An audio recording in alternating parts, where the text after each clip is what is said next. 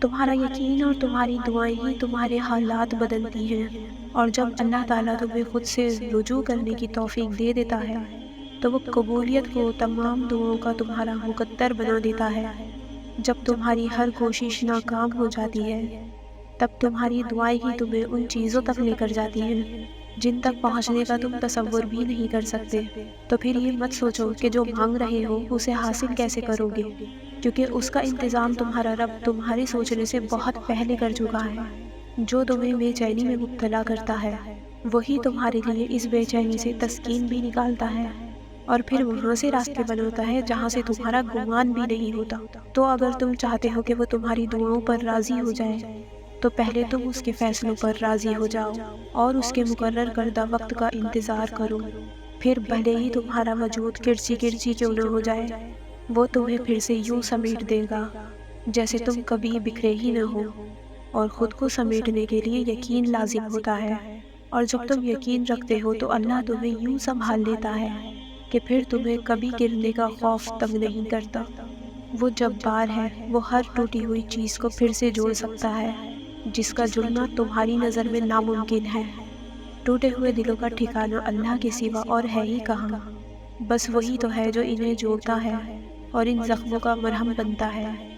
اگر درد رات بھر سونے نہیں دیتا تو جان لو کہ وہ منتظر ہے تمہارا، ابھی بھی اس کو انتظار ہے تمہاری دعاؤں کا۔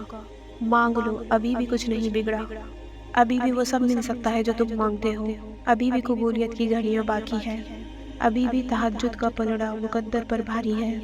تم خود سجدوں تک نہیں پہنچتے بلکہ سجدوں کو تم تک لایا جاتا ہے، اور وہ تمہیں دعاؤں کی ہمت اور صبر کا حوصلہ تبھی دیتا ہے جب وہ تم سے راضی ہوتا ہے، اور جب وہ راضی ہوتا ہے تو وہ تمہاری ہر رضا پہ کن فرما دیتا ہے۔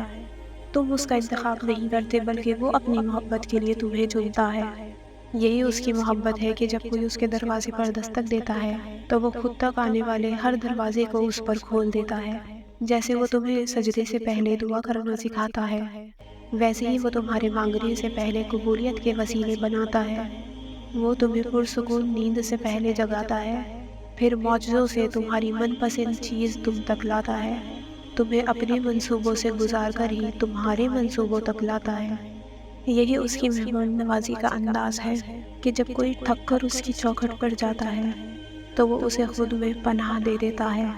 جب وہ رات کے آخری پہر تمہیں ملاقات کے لیے بلاتا ہے تب وہ اپنے در سے تمہیں خالی ہاتھ کبھی نہیں جانے دیتا۔ تہجد کی دعائیں جب نصیب کے روبرو آ کر کھڑی ہو جاتی ہیں تب کچھ بھی ناممکن نہیں رہتا۔ تب چار سو کن کی صدائیں گونجتی ہیں۔ جو دعا چاند کو دو ٹکڑوں میں کر کے اسے اپنی جگہ سے سرکا سکتی ہے تو تمہیں لگتا ہے کہ وہ تمہارا مقدر نہیں بدل سکتی۔ تمہاری دعائیں وہ سب کر سکتی ہیں جو تمہارا مقدر نہیں کر سکتا، اور دعاؤں سے تو رب بھی مل جاتا ہے، تو پھر یہ چاہت کیا چیز ہے؟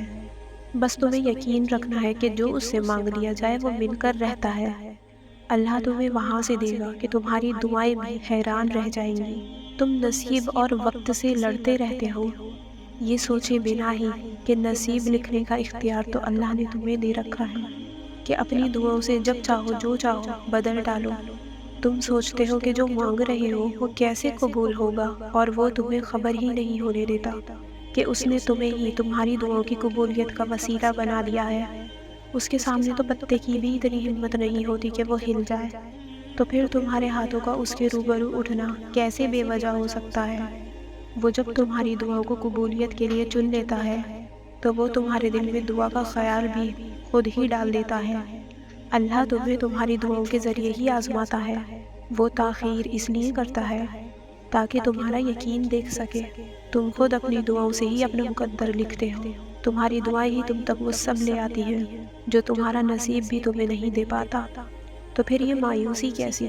تم جو چاہتے ہو اسے اللہ سے مانگ کر پھر اس کا فیصلہ اللہ پر ہی چھوڑ دو۔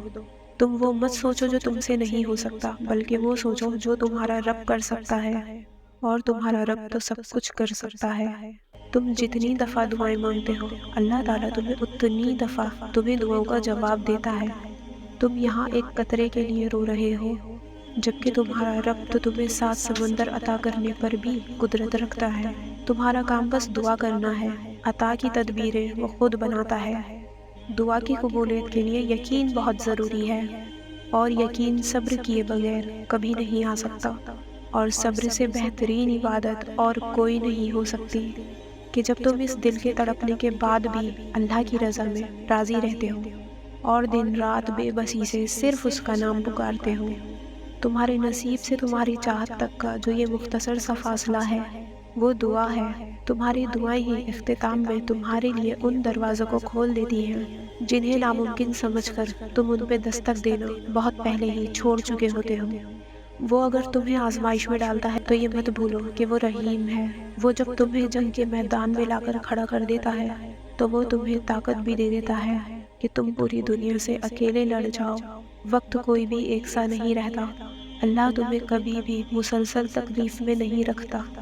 کچھ چیزوں کی حقیقت تمہیں بعض اوقات دیر سے سمجھ میں آتی ہے، مگر جب تم انہیں سمجھ جاتے ہو تب تم جان جاتے ہو کہ اس چیز کے دیر سے ملنے میں کتنی ان گنت مصلحتیں تھیں۔ جب تم دعا کے ذریعے اپنا پہلا قدم اللہ کی جانب بڑھاتے ہو تب وہ تمہیں دیکھ کر خوش ہوتا ہے اور پھر تمہیں قبولیت کے لیے تب تک انتظار کرواتا ہے جب تک تم روز تھوڑا تھوڑا سا فاصلہ طے کر کے اللہ تک پہنچ نہیں جاتے، اور پھر تمہاری دعائیں ہی تمہیں ان منزلوں تک لے جائیں گی جن کی طرف پہنچنے کا نہ تم نے کبھی تصور کیا ہوگا اور نہ ہی گمان۔ جب اللہ کی رضا کے بغیر اس کائنات کا ایک بھی پتا ہل نہیں سکتا تو پھر تمہارے دل کا بار بار اللہ سے رجوع کرنا، اس سے مانگنا، یہ سب چیزیں بے وجہ نہیں ہیں۔ وہی تو ہاتھوں میں اتنی جان ڈال دیتا ہے کہ وہ دعا کے لیے اٹھ سکے، اور پھر وہ ان اٹھے ہوئے ہاتھوں کی لاج بھی رکھتا ہے۔